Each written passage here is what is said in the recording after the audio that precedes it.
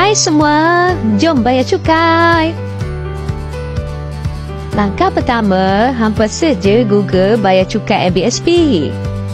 Langkah kedua, hampa klik pada website MBSP Pay. Langkah ketiga, hampa klik je pada bahagian bayar tanpa daftar. Kalau keluar macam ni, hampa klik je kosongkan bakul. Langkah keempat, pilih je jenis pay cukai taksiran. Lepas tu masuk nombor akaun dan lepas tu tekan semak. Langkah kelima, hampa pilih nak bayar separuh ke nak bayar penuh. Kalau hampa bayar penuh, hampa dapat masuk jabatan bertuah. Best kan? Esoknya.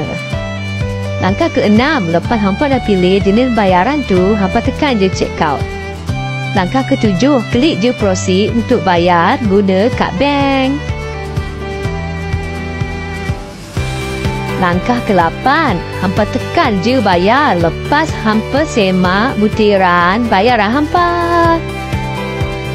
Langkah ke-9, masukkan butiran kad bank hampa. Lepas tu tekan pay. Lepas tu hampa buat je payment online sampai keluar payment successful. Senang kan?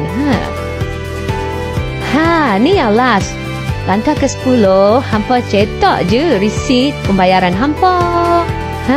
Kalau hampa nak cepat bayar, hampa boleh bayar kat mesin kios atau kaunter cyber. Mudah ke hampa?